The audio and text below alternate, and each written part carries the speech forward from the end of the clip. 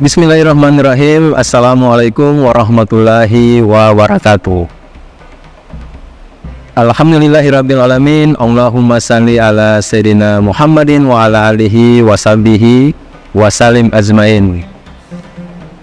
Alhamdulillah, kami dari Yayasan Rubatul Khairat Kota Ternate di bawah pimpinan Al-Habib Abdurrahman bin Kamil As-Sadaf. Sementara ini kami lagi membangun gedung pondok pesantren Rubatul Khairat Madrasah Al-Ulya yang sementara dibangun, ya.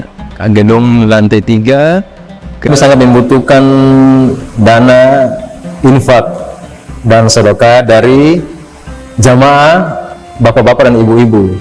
Bagi yang mau berinfak untuk melanjutkan pembangunan gedung pondok pesantren, bisa ditransfer di rekening Bank Syariah Indonesia atas nama Yayasan Rubatul Khairat.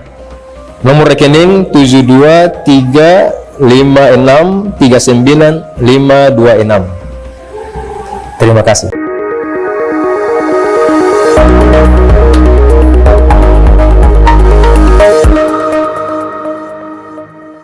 Sesungguhnya Nabi Shallallahu Alaihi Wasallam biasa membaca di sholat zuhur, yaitu membaca surat, ya, Al-Fatihah, kemudian membaca surat yang lainnya. Dan biasanya Nabi memanjangkan bacaan surat di 2 rakaat awal, kemudian di 2 rakaat akhir Nabi hanya membaca surat Fatihah. Jadi artinya bahwa sholat zuhur maupun sholat asar, Rasul sallallahu alaihi wasallam membaca di 2 rakaat awal surat Fatihah dan ditambah dengan surat yang lain, sunnah. Tapi di 2 rakaat akhir yang beliau baca hanya surat Al-Fatihah, ya. Itu yang dimaksud di hadis ini. Makanya dikatakan di sini bahwa Nabi biasa membaca di sholat zuhur di awal, yaitu 2 rakaat awal, surat Fatihah, kemudian ditambah dengan surat yang lainnya. Adapun di dalam 2 rakaat yang akhir, maka yang Nabi baca hanya suratul Fatihah. Wa yusmi'una al-ayata, dan Nabi sengaja memperdengarkan bacaan tersebut kepada kami. Artinya sekalipun sholatnya sir, sholat zuhur maupun sholat asar, tapi bacaannya itu terdengar, ya, bukan dibaca saja di dalam hati. Wa yutawwilu fi rak'atil ula ma la yutawwilu fi rak'ati tsaniyah, dan Nabi memanjangkan bacaan di rakaat pertama itu lebih panjang daripada rakaat yang kedua. Nah, ini sunnah berikutnya, yaitu rakaat pertama dengan rakaat kedua. Rakaat pertama membaca surat yang lebih panjang dibanding rakaat yang kedua. Wa hakadza fil asri, demikian juga dilakukan di salat asar. Wa hakadza fi subhi, dan demikian juga dilakukan di salat subuh. Bab jahril imam bi ta'min, bab tentang imam mengeraskan suara dengan membaca amin. An Abi Hurairah radhiyallahu anhu anna an-nabiyya sallallahu alaihi wasallam qala idza ammana al-imam fa aminu fa innahu man wafaqa ta'minuhu ta'minal malaikati ghufira lahu ma taqaddama min dhanbihi. Dari Abi Hurairah radhiyallahu taala anhu warḍah, sesungguhnya Nabi sallallahu alaihi wasallam bersabda, apabila imam membaca amin, maka ikutlah kalian membaca amin, atau bacalah amin, ya, fa aminu. Maka sesungguhnya siapa yang aminnya bersamaan dengan aminnya malaikat, maka diampuni baginya dosa-dosa yang lalu. Jadi amin itu artinya yang dibaca di akhir bacaan surat Fatihah. Sunnah kita membaca amin. Walaupun amin ini tidak termasuk dari surat Fatihah. Dia bukan bagian dari surat Fatihah. Dia sunnah untuk dibaca di dalam doa. Surat Fatihah ini terbagi dua. Yang pertama al-madah, yang kedua ad-du'a. Al-madah artinya pujian kepada Allah. Makanya dari awal itu isinya pujian surat Fatihah. Bismillahirrahmanirrahim, alhamdulillahirabbil alamin. Itu semua pujian. Nanti masuk kepada doa, ihdinas siratal mustaqim. Di situ sudah mulai doa. Sampai akhir daripada bacaan surat Fatihah. Kemudian diam sesaat. Di akhir bacaan surat Fatihah baru dilanjutkan dengan amin. Jangan baca satu nafas. Saktah, ada diam sesaat di situ, kemudian dilanjutkan dibaca amin. Sunnahnya bagi imam dan makmum. Imam juga tetap sunnah membaca amin. Bahkan yang masbuk, yang datangnya terlambat, ketika dia masuk ke masjid sampai pada bacaan akhir Fatihah, sekalipun dia belum masuk ke dalam saf untuk sholat, ketika mendengar akhir bacaan Fatihah, dia juga sunnah membaca amin. Nah, amin ini sendiri kalau dalam kajian ilmu nahu disebut dengan isim fi'il. Ya, disebut dengan isim fi'il. Isim fi'il dengan memiliki arti istajib. Istajib artinya semoga Allah mengijabah doa. Itu arti daripada amin. Tapi kalau kita kaji lebih jauh lagi secara historis, amin ini sudah ada di dalam beberapa bahasa. Semua agama samawi yang Allah turunkan kitab suci, kemudian diutusnya para nabi dan rasul, semuanya mengajarkan ketika berdoa di bagian akhir doa membaca amin. Ada yang bahasa Ibrania, ada yang bahasa Suryania, ada yang bahasa Yunani, dan bahasa-bahasa lain. Jadi kalau agama-agama samawi sudah tidak asing dengan kalimat amin. Sampai sekarang kalau mereka berdoa di agama-agama yang lain itu menyebut dengan kata amin, ya. Walaupun nanti secara logatnya berbeda. Jadi amin itu artinya istajib. Istajib. Semoga Allah Ta'ala menerima doa kami. Istajib. Ada beberapa bacaan yang mirip dengan bacaan amin, ya. Jadi kalau mau baca amin itu kalau mau lihat harokatnya itu semuanya di akhirnya fathah. Amina, ya. Nah, sebagaimana tertulis di Sahih Bukhari. Amina, kita bacanya amin karena wakaf. Nah, kemudian ada juga disebut amin. Amin. Amin ini artinya orang yang amanah. Itu julukan Rasulullah sallallahu alaihi wasallam. Ya, sebagaimana disebutkan oleh orang-orang ahlu Makkah, radina bil amin. Radina bil amin. Kami ridho kepada al-amin. Yang dimaksud di situ adalah Rasulullah sallallahu alaihi wasallam, yang artinya amin itu orang yang amanah. Ada juga bacaan amin. Ya, jadi memang beda-beda tipis. Amin itu artinya berimanlah. Nah, kalau amin yang di Fatihah itu harus dibaca panjang di bagian akhir. Awalnya panjang, bagian akhirnya juga panjang. Amin. Kalau amin artinya berbeda. Berimanlah. Amin juga artinya orang yang aman, diberikan keamanan, atau orang yang aman, ya. Amin dari kata aman. Ada juga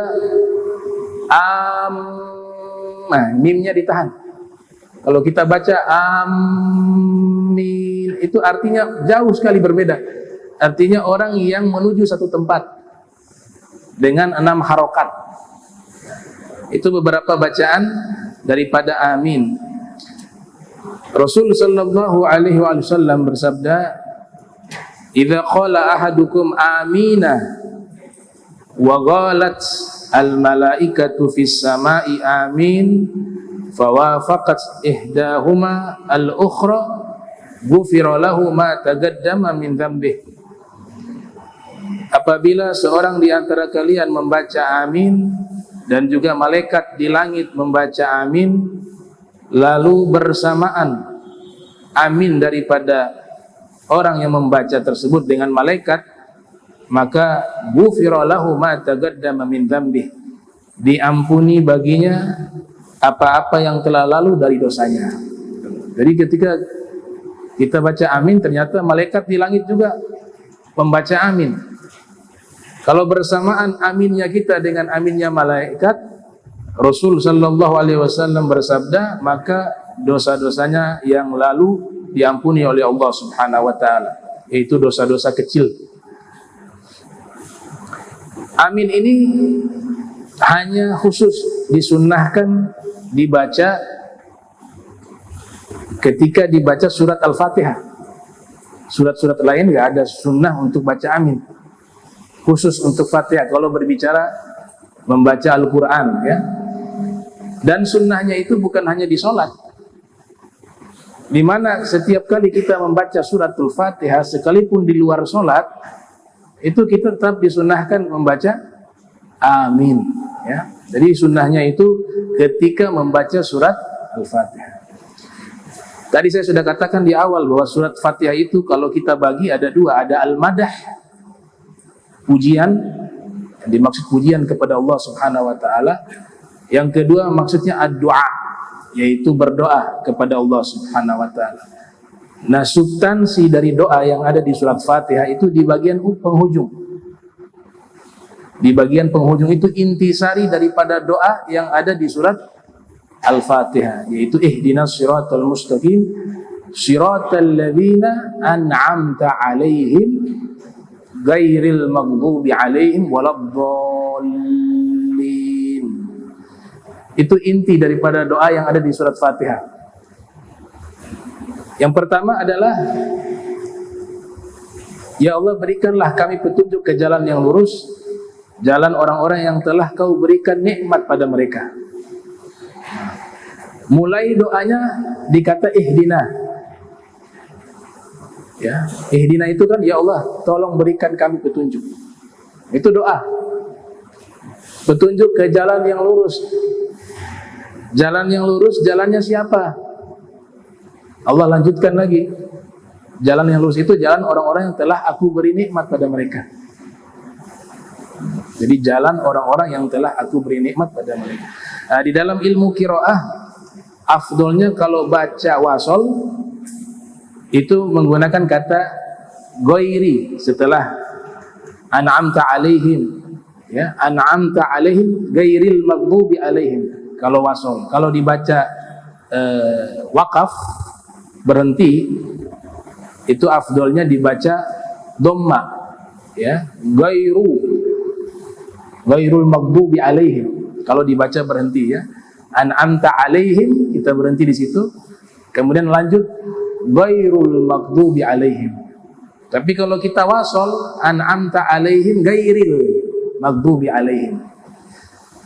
Tapi kalau memang dibacanya wakaf kemudian ghairi juga sebenarnya tidak ada masalah. Itu hanya afdoliyah. Dan ini kan masuk dalam ilmu qiraah orang-orang yang ahli Al-Qur'an, ya. Orang awam nggak mungkin paham sampai di situ, ya. Jadi nggak ada masalah sebenarnya kalau secara hukum fikih. Tapi ketika sudah memahami ilmu qiraah, baiknya dia memilih bacaan yang paling afdol. Jadi kalau wasol bacanya ghairi, kalau waqaf bacanya ghairu, ya, ghairul maghdubi alaihim waladdallin. Hakata. Ini tafsiran luar biasa nih yang bagian doa. Yang pertama disebutkan jalan orang-orang yang telah Allah beri nikmat. Ada kitab tafsir karya Kiai Haji Soleh Darat, ya, ulama besar di zamannya, ya. Beliau ini dinyatakan sebagai guru daripada beberapa tokoh, di antaranya Kiai Hashim Asy'ari, pendiri Nahdlatul Ulama, kemudian Kiai Haji Ahmad Dahlan, pendiri Muhammadiyah, bahkan Ibu Kartini itu adalah murid-murid beliau. Kiai Haji Soleh Darat adanya di Semarang, lahir di Jepara, wafat di Semarang. Jadi beliau awal menuntut ilmu, nanti saya mau jelaskan tafsiran beliau, karena tafsiran beliau sangat menarik terkait surat Fatihah. Di kitab yang beliau tulisnya tafsir beliau. Jadi beliau ini belajar di berbagai pesantren yang ada di Jawa waktu itu. Kiai-kiai yang besar-besar, yang alim-alim itu beliau belajar kepada mereka. Setelah itu beliau lanjut studinya ke kota Makkah.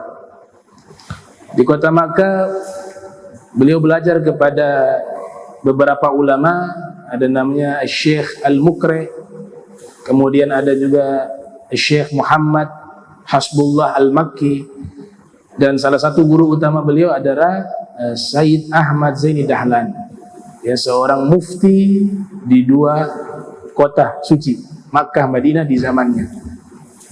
Sayyid Ahmad Zaini Dahlan ini sanad keilmuan ulama-ulama Indonesia terdahulu hampir semuanya itu kembali kepada beliau, guru besar, ya.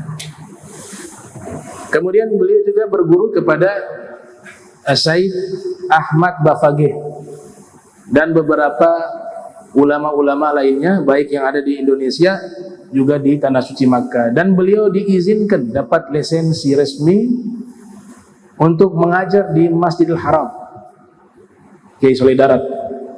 Tapi ya, beliau putuskan untuk kembali ke Indonesia. Setelah itu kembali menetap di Semarang, membangun pesantren di sana. Kemudian disitulah beliau banyak menulis kitab-kitab. Di antaranya kitab yang beliau tulis adalah tafsir Al-Quran pertama menggunakan bahasa Jawa, berjudul Faidur Rahman fi Tarjamati Tafsir Kalami Malikid Dayan. Itu adalah tafsiran Al-Quran menggunakan bahasa Jawa dengan Arab Pegon. Mereka sebut Arab Pegon, ya. Nah, luar biasa, ya. Hingga Ibu Kartini itu terkesan ketika keluarga Ibu Kartini ini mengadakan pengajian, yang mengajar adalah Kiai Soleh Darat. Ibu Kartini adalah bangsawan, ya. Ketika menerangkan tentang tafsir Al-Quran dengan bahasa Jawa, dengan pendekatan tafsiran sufistik isyari. Jadi beliau menafsirkan Al-Quran menggunakan metode para sufi. Tertarik Ibu Kartini, akhirnya beliau jadi murid dari Kiai Soleh Darat. Nah, nanti di waktu Ibu Kartini menikah, Kiai Soleh Darat menghadiahkan kitab tafsir tersebut, ya, Faidur Rahman. Meninggal beliau istimewa, ya. Kenapa saya katakan beliau meninggal itu istimewa? Karena meninggalnya di hari baik, di bulan yang baik. Beliau meninggalnya di hari Jumat, tanggal 28 Ramadan. Hari Jumatnya kemudian di bulan suci Ramadan. Ini alamat, ini orang baik. Ini orang soleh. Bahkan ini bisa dikatakan seorang wali min auliyaillah. Jadi meninggal hari Jumat 28 Ramadan, tahunnya kurang lebih kalau tidak salah 1903 Masehi. Ya, sebelum kemerdekaan Republik Indonesia. Beliau mengkaji, beliau membahas tafsiran Fatihah itu menarik sekali. Terutama di bagian akhir tadi. Ketika beliau menjelaskan siapa sih jalan orang-orang yang telah Allah beri nikmat pada mereka. Maka beliau terangkan, yaitu adalah jalannya para rasul, para nabi, para aulia, para syuhada, para solihin, begitu juga para ulama. Beliau nukil di surat An-Nisa, Allah Subhanahu wa taala berfirman, "Wa may yuti'illaha wa rasulahu fa ulaika ma'al ladzina an'ama Allahu 'alaihim minan nabiyyina was-siddiqina wasyuhada'i was-shalihin." Siapa yang taat kepada Allah dan Rasul, maka mereka itulah orang-orang yang akan dikumpulkan dengan orang-orang yang telah Allah beri nikmat pada mereka. Siapa orang-orang yang telah Allah berikan nikmat pada mereka? Allah Ta'ala berfirman, yaitu golongan para nabi, para aulia, siddiqin, itu para aulia, para syuhada, dan kaum solihin. Jadi kalau kita ingin berada di jalan orang-orang yang telah Allah berikan nikmat, tidak ada pilihan bagi kita kecuali harus mengikuti jalan mereka.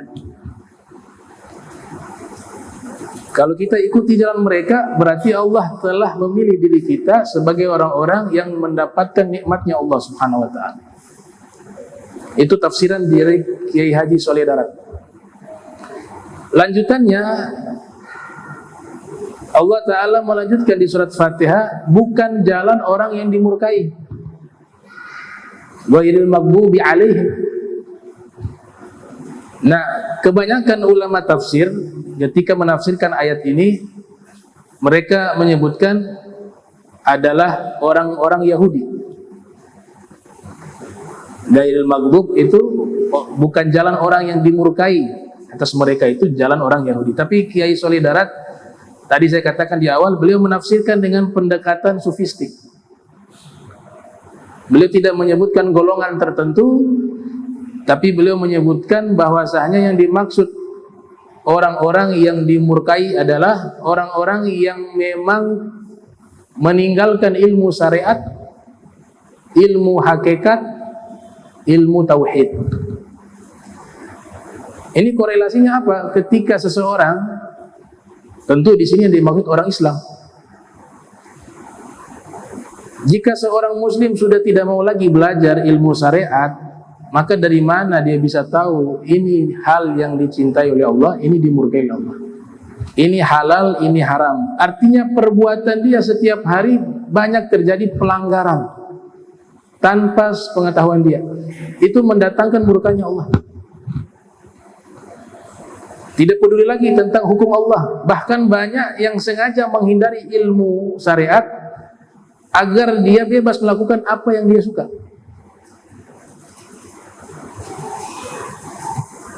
Nah, tiga ilmu ini tadi dibilang ilmu syariat. Yang kedua ilmu hakikat. Yang dimaksud ilmu hakikat di sini ilmu tasawuf. Ilmu tasawuf, akhlak, yang dimana ilmu ini kita memperbaiki hati kita sehingga menjadi orang yang hatinya bersih, hati menjadi baik, terbebas dari muhlikat, dan terselamatkan dengan sifat munjiat. Dan yang ketiga ilmu tauhid. Nah, seseorang bisa dimurkai oleh Allah ketika akidahnya itu menyimpang. Dia tidak mau lagi belajar ilmu tauhid yang wajib untuk dipahami, sehingga ketika akidahnya menyimpang, misalnya menganggap Allah seperti makhluk, Allah Ta'ala memiliki tangan, mata, kaki, dan seterusnya, Allah Ta'ala sedang duduk di langit, dan seterusnya, maka ini akidah-akidah yang menyimpang yang nantinya akan mendatangkan murkanya Allah. Maka tiga ilmu inilah yang wajib bagi setiap muslim. Thalabul ilmi faridatun ala kulli muslim. Menuntut ilmu hukumnya wajib bagi setiap muslim. Yang dimaksud wajib menuntut ilmu bagi setiap muslim di dalam hadis tersebut adalah tiga ilmu tersebut. Ilmu syariat, ilmu hakikat, tanda kutip tasawuf, dan yang ketiga ilmu tauhid. Ini sebagaimana yang diisyaratkan oleh Ibnu Ruslan di dalam Zubat beliau. Fa farduhu ilmu sifatil fardi ma ilmi ma yahtajul muaddi min fardi dinillahi fid dawami katuhri was salati was siyami wal bai'i lil muhtaj lit tabayyu'i wa dhahiril ahkami fis sana'i wa ilmi da'il qulubi mufsidi kal ujbi wal kibri wa da'il hasadi wa ma siwa hadza minal ahkami fardu kifayatin 'alal anami. Jadi yang maghdub itu, yang dimurkai oleh Allah, sudah tidak ada peduli lagi dengan agamanya. Mau hukum masa bodoh dengan hukum Allah, urusan hati biar bersih masa bodoh juga. Untuk mengenal Allah, mempelajari sifat-sifat Allah, asma-asma Allah. Bagi orang awam tidak perlu mendalami terlalu dalam ilmu tauhid. Cukup yang sudah disusun oleh ulama adanya sifat 20. Tahu kaidah bahwa Allah itu tanzih, Allah itu maha suci dari segala sesuatu yang diserupakan dengan sifat makhluk dan fisik makhluk. Nah, tapi kalau ilmu fikih yang wajib adalah berkaitan dengan ibadah kita, mulai dari taharah sampai ibadah haji. Ketika ada yang mau dagang, maka belajarlah ilmu fikih muamalah. Kemudian siapa yang mau menikah, belajarlah ilmu fikih nikah, biar dia tahu talak itu seperti apa, rujuk itu seperti apa. Jangan sampai akhirnya banyak yang tidak memahami, ternyata jatuh di dalam maksiat, ya. Dan yang menjadi hakim wajib belajar fiqhul jinayah, fiqhul jinayah, fikih tentang hukum pidana Islam. Ilmu tasawuf, cukuplah kita belajar tasawuf akhlak, ilmu tasawuf yang membenahi hati kita, sehingga hati kita itu terbebas dari penyakit-penyakit hati, dari kesombongan, dari keangkuhan, dari hubbud dunya, dari riya, dari ujub, dari dengki, dari hasad. Ini wajib dikeluarkan dari hati seorang mukmin kalau dia mau selamat meninggal husnul khatimah. Yauma la yanfa'u malun wala banun illa man ata Allah biqalbin salim. Baik. Itu tafsiran Kiai Solidarat. Dan Nabi sudah berikan satu kunci jawaban sebenarnya. Ada satu hadis riwayat Syekh Nawawi Al-Bantani dalam kitab Nasaihul Ibad. Rasulullah sallallahu alaihi wasallam bersabda, sallallahu alaihi wasallam, sayati zamanu ala ummati yafirruna minal ulama'i wal fuqaha. Akan datang satu zaman menimpa umatku, mereka menjauh dari para ulama dan para fuqaha. Kalau itu terjadi, kata Nabi, fayabatalihimullah bi thalathi baliyat, maka Allah subhanahu wa ta'ala akan memberikan mereka bala, musibah, yaitu 3 musibah. Ulaha yarfa'ullahul barakah min kasbihim, Allah Ta'ala akan mengangkat keberkahan dari usaha kerja mereka, ya.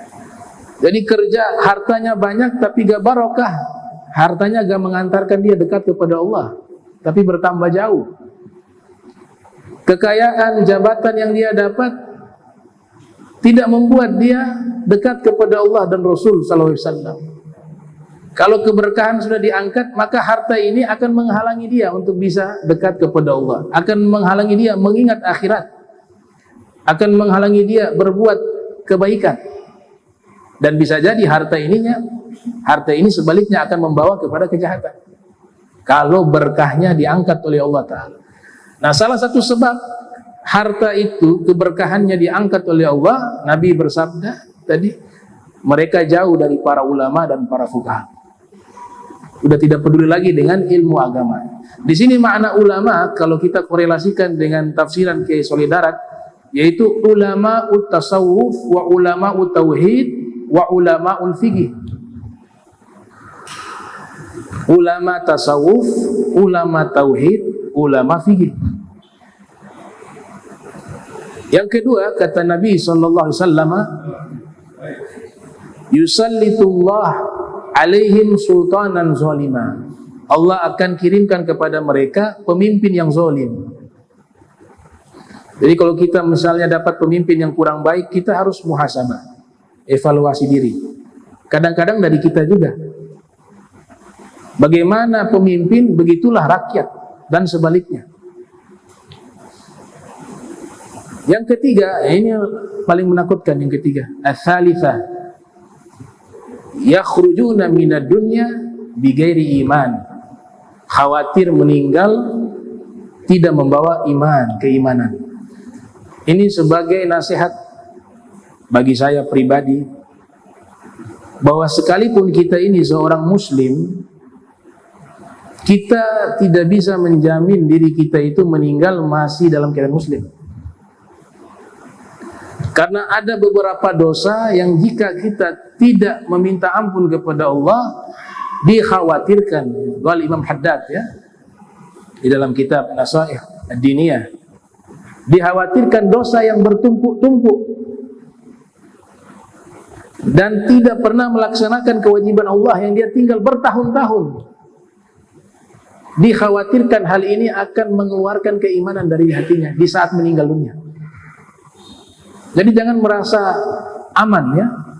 Jangan tertipu dengan beberapa riwayat hadis yang belum tentu hadis ini juga dikatakan sahih.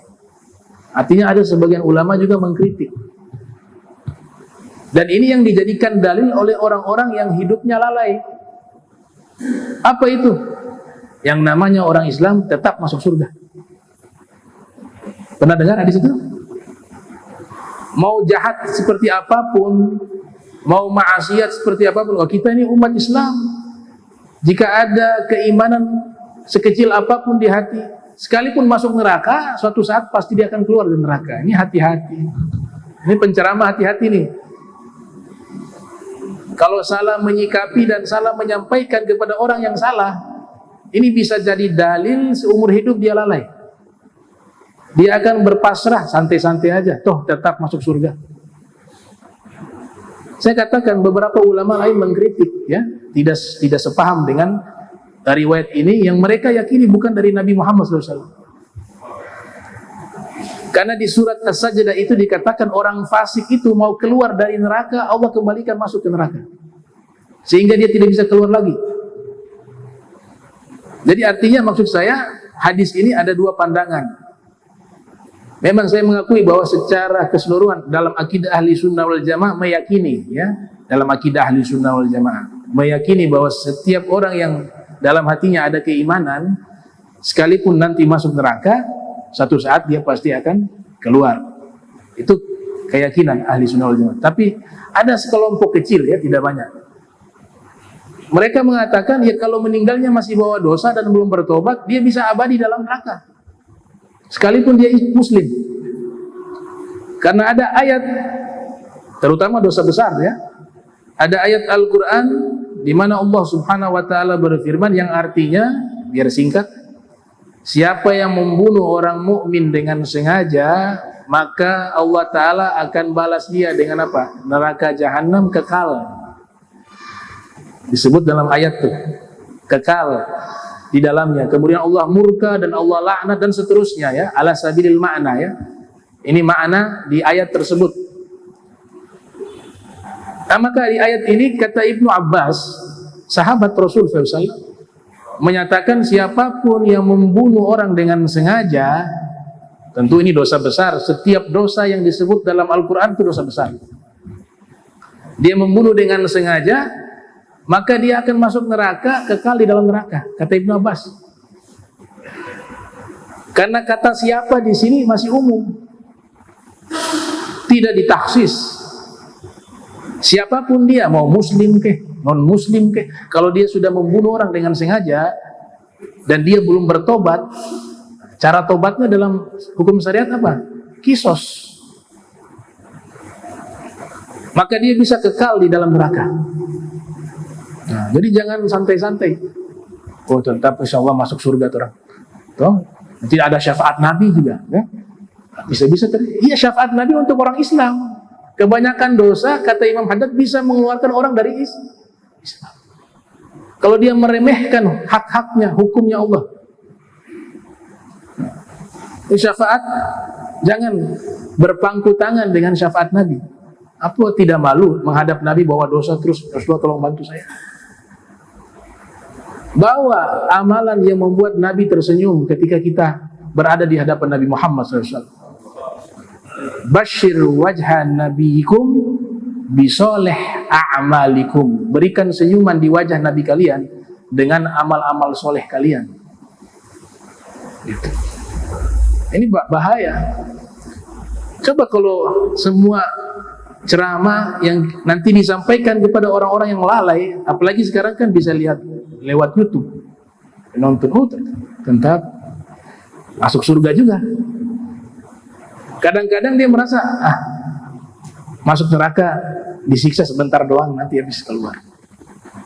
Oh, masuk neraka itu gak ada yang sabar, gak ada yang mampu. Ini tafsiran daripada Kiai Soleh Darat. Ya. Kemudian tadi disampaikan maghdub alaihim, ya, yaitu ilmu syariat, meninggalkan ilmu syariat, meninggalkan ilmu tasawuf, meninggalkan ilmu tauhid. Itu yang ditafsirkan Kiai Soleh Darat, itu adalah orang-orang yang dimurkai oleh Allah. Yang berikut, waladhdallin, bukan juga jalan orang-orang yang sesat atau orang-orang yang tersesat. Kebanyakan ulama tafsir menafsirkan Nasrani, tapi Kiai Soleh Darat menyebutkan orang-orang yang hidupnya tersesat adalah orang-orang yang menuhankan dunia dan hawa nafsu, di mana pikiran dia selama dia hidup hanya dunia dan dunia dan dunia dan dunia. Hakikatnya dia tidak menyembah Allah secara hakikat. Allah gak hadir di hatinya, di pikirannya, di dalam hidupnya. Gak ada Allah sebenarnya. Karena di pikirannya yang dipikirkan adalah dunia, hatinya dunia. Maka Rasul SAW, beliau pernah bersabda dalam hadis yang sahih riwayat Imam Bukhari, ta'isa abdu dinar wa ta'isa abdu dirham wa ta'isa abdul khamisah. Ya, kalau nggak salah khamisah, ya. Nah, ta'isa itu artinya celaka. Celaka hamba dinar. Dinar mata uang emas. Celaka hamba dirham, mata uang perak. Celaka hamba perut, simbolik hamba perut dan kemaluan. Hidupnya hanya ngikut hawa nafsu, hanya ikut memuaskan apa? Perutnya dan kemaluannya. Ya, Imam Ali mengatakan, man kanat himmatuhu ma fi batnihi kanat skimatuhu ma kharaja minhu. Siapa orang yang pikirannya, perhatiannya ketika hidup hanya mengurus urusan perut dan kemaluan saja, maka nilainya dia di hadapan Allah seperti sesuatu yang keluar dari perutnya. Ya ikhwani, kita mulia dijadikan manusia. Kita mulia dijadikan sebagai umat Nabi Muhammad SAW. Kita tidak dilarang sukses dunia, tidak sama sekali. Tapi jangan menuhankan dunia. Kita tidak dilarang kaya, banyak harta. Bagus, karena ada kewajiban yang harus dengan harta. Ibadah haji dengan harta. Zakat juga harta. Sedekah juga dengan harta. Tapi ini semua hanya fata morgana. Jangan jadikan sesuatu yang nyata. Letakkan di tangan, jangan di hati. Perjalanan kita panjang di akhirat, gak sebanding dengan hidup sesaat di dunia. Itu yang dimaksud oleh Kiai Soleh Darat. Ya. Makanya ketika seorang menjadi hamba dinar, hamba dirham, hamba hawa nafsunya, perutnya, kemaluannya, maka kaidah yang mengatakan la ma'buda bihaqqin fil wujudi illallah, tidak ada yang berhak disembah secara hak di alam semesta ini kecuali Allah, maka itu akan tergantikan secara hakikat. Dia tidak menyembah Allah secara hakikat. Yang dia sembah adalah uang, jabatan, hawa nafsu. Itu tafsiran yang luar biasa dari Kiai Soleh Darat. Ini bukan dari saya, ya, dari Kiai Haji Soleh Darat, ya. Beliau tafsirkan demikian. Itu. Nah, sehingga musuh-musuh Allah, saya katakan musuh-musuh yang sudah disebutkan dalam Al-Quran harus beretikat itu musuh. Ketika Allah sebutkan setan itu musuh, pasti musuh. Dia akan nggak bisa berubah. Ketika Allah katakan nafsu itu musuh, nafsu ammara bisu, maka selamanya nafsu itu musuh. Dan ketika Allah sebutkan ada sekelompok orang Yahudi, tokoh intelektual, sekelompok, begitu juga dari Nasrani, tokoh intelektual mereka, artinya sekelompok, tidak semua, tapi ada sekelompok yang memang mereka sepanjang zaman niatnya untuk menghancurkan Islam. Kita gak bisa pungkiri itu. Tahu Israel sekarang itu sedang kita nonton dah setiap hari dah. Tapi gak bisa apa-apa, hanya diam semua. Tiap hari dibunuh itu. Ini manusia ini. Saudara kita muslim. Apa tujuannya? Ingin membuat wilayah namanya Israel Raya. Itu tujuan utama. Dan orang yang berbeda dengan ideologi mereka harus dimusnahkan. Bukan hanya Islam, Nasrani juga dimusuhi. Makanya orang Nasrani juga itu dibunuh juga. Yang sepaham dengan mereka, yang sealur dengan mereka, maka bisa tinggal di situ. Itu proyek jangka panjang mereka. Yang tidak sealur dengan mereka harus dimusnahkan atau diusir. Dalam Al-Quran sudah jelas di surat Al-Baqarah Allah subhanahu wa ta'ala berfirman, walan tarda ankal yahud walan nasara hatta tattabi'a millatahum. Walan tarda ankal yahud, sekelompok orang Yahudi dan sekelompok orang Nasrani. Artinya di sini ada tokoh intelektual di dalamnya. Sama seperti orang Islam, kan ada yang awam nggak tahu apa-apa. Di dalam Yahudi juga ada tokoh intelektualnya yang jahat. Dia merusak paling awal adalah Islam. Makanya ayat ini Allah awali dengan kata lan tarda. Kata lan itu harfu nafyin wa nasbin wa mustaqbal. Huruf nasab, nafi, tidak, dan mustaqbal, masa depan.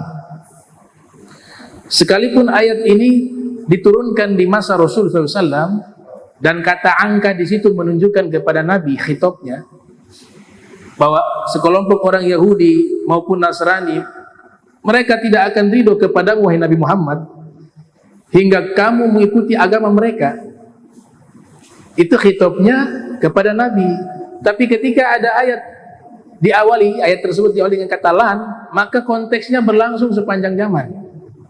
Dan itu berlaku kepada seluruh umat Islam sepanjang zaman. Akan ada tokoh intelektual dari Yahudi maupun Nasrani, mereka itu tidak ridho kepada kalian hingga kalian mengikuti agama mereka. Makanya dibuat namanya afkar, pemikiran-pemikiran dengan berbagai bentuk nama yang tujuannya untuk merusak ajaran Islam. Ada namanya ibahiyah, hedonis, bahwa tujuan hidup di dunia adalah kesenangan hanya ada di dunia. Maka habiskan umur kalian untuk mencari kebahagiaan dan kesenangan di dunia dengan segala cara apapun. Berapa banyak kaum muslimin terpapar pemikiran itu. Ada namanya madiyah, materialis, memandang kemuliaan, kesuksesan hanya sebatas materi yang ada di dunia saja. Dia tidak memandang keberhasilan itu di akhirat. Ada juga kapitalis, ra'sumaliyah. Ada juga pluralisme, ya, yaitu apa? Menyamakan semua agama itu sama benarnya. Ta'addudiyah dalam bahasa Arab. Ada sekularisme, ya, almaniyah, yang memisahkan agama dengan urusan kehidupan. Sehingga Islam itu hanya di masjid, yang namanya Islam itu hanya di majlis ta'lim, yang namanya Islam itu hanya di pondok pesantren, Tapi ketika berbicara tentang kehidupan, maka Islam nggak perlu masuk di situ. Berapa banyak yang terpapar pemahaman ini?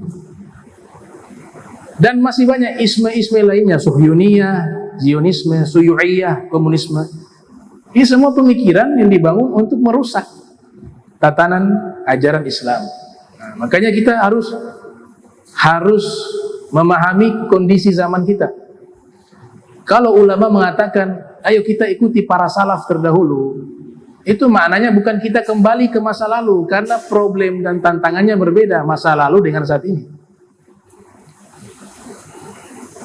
Yang dimaksud nilai-nilai kebaikan yang mereka bawa itu kita terapkan saat ini. Dan tantangan di masa kita jauh lebih berat. Apalagi saat ini adanya handphone.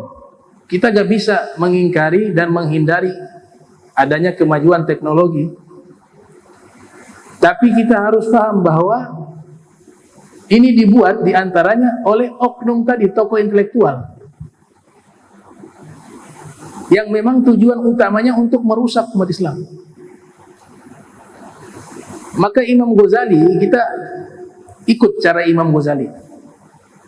Ini kasus yang sama di masa lampau, masuknya ilmu filsafat ke dunia Islam. Ilmu filsafat asalnya produk dari Yunani.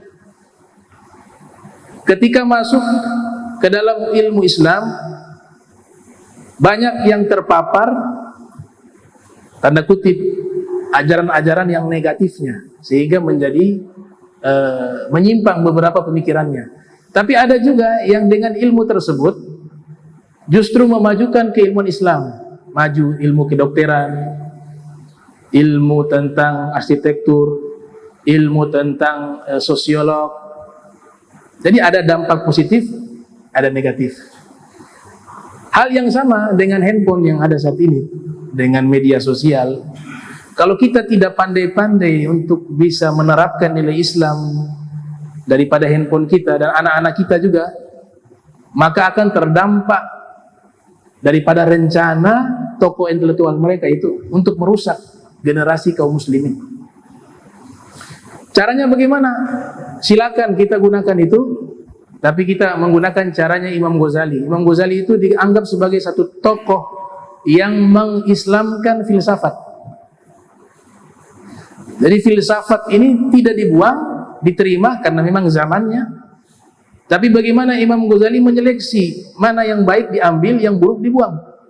Kemudian istilah-istilah tersebut dipakai dengan istilah Imam Ghazali mengislamkan ilmu filsafat dalam kitab Al-Qistas dan juga Mi'yarul Ilmi fil Mantiq tentang ilmu logika. Nah, kita harusnya seperti itu. Ini teknologi kita islamkan. Mereka baca nih, bagaimana kita. Setiap hari yang kita nonton apa, disitulah jiwa kita. Oh, nontonnya semuanya buruk nih. Maka akan keluar semua video-video yang buruk. Selera kita apa?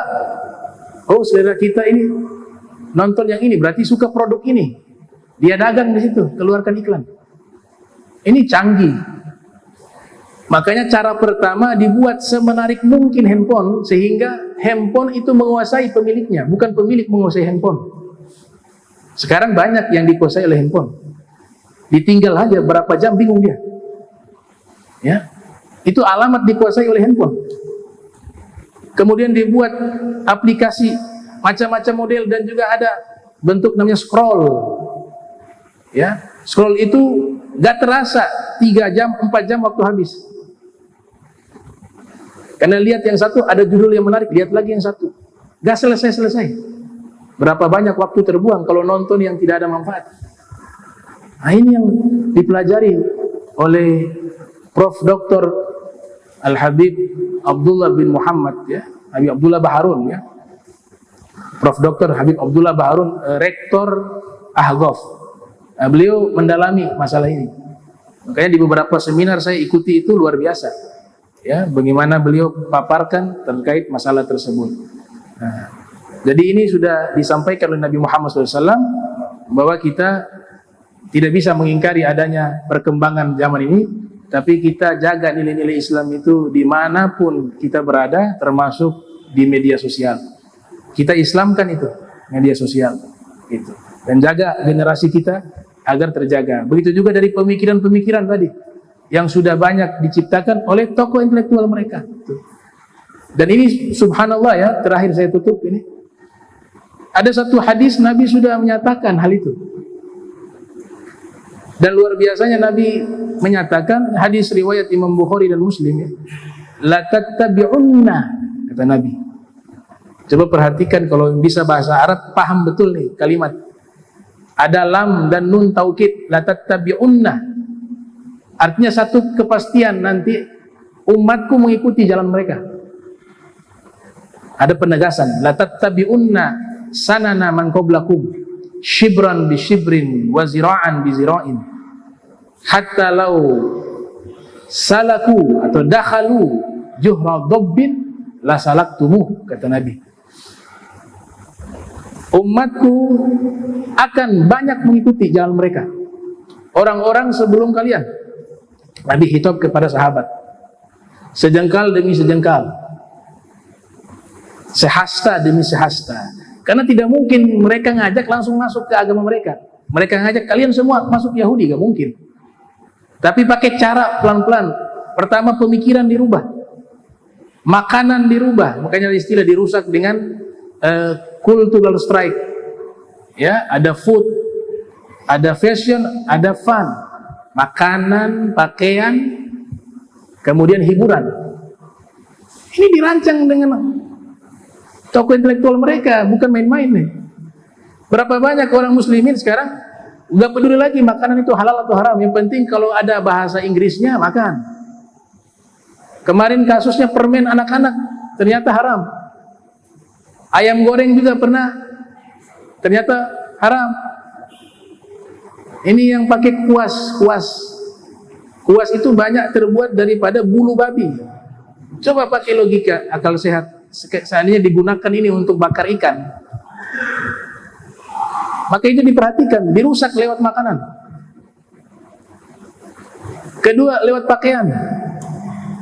Dibuatlah produk-produk pakaian yang membuka aurat dengan berbagai bentuknya. Bahkan sekarang pakaian yang seakan hijab tapi ketat, itu dari mereka juga. Ya, dibuat tren-tren yang nanti bertentangan dengan ajaran Islam. Ikhwan, masalah pakaian itu penting sekali. Kalau tidak penting, kenapa di dalam kitab hadis ada bab namanya Kitabul Libas, kitab pakaian, dibahas. Bahkan di dalam Al-Quran Allah subhanahu wa ta'ala berfirman, alladzina yattabi'una rasulan nabiyal ummi alladzi yajidunahu maktuban indahum fit taurat wal injil ya'muruhum bil ma'ruf wa yanhahum 'anil munkar wa yuhillu lahumut thayyibat wa yuharrimu 'alaihimul khaba'ith. Dalam Al-Quran bahwa Nabi Muhammad itu termaktub dalam kitab Taurat dan Injil. Ciri-cirinya Nabi yang akan muncul di akhir zaman, mengajak kepada berbuat baik, mencegah kemungkaran, dan menyebutkan makanan-makanan yang halal dan makanan-makanan yang haram disebutkan. Dan termasuk juga adalah pakaian aurat. Ini dibawa oleh Nabi Muhammad SAW, shibran bi shibrin. Jadi ikuti budaya mereka, pemikiran mereka, makanan mereka, pakaian mereka, semuanya pelan-pelan nanti mudah untuk dimasukkan generasi berikut, bukan kita sekarang, untuk masuk ke dalam agama mereka, terutama Yahudi, ya, Yahudi. Nah, itu mudah-mudahan Allah Ta'ala berikan kita futuhal arifin.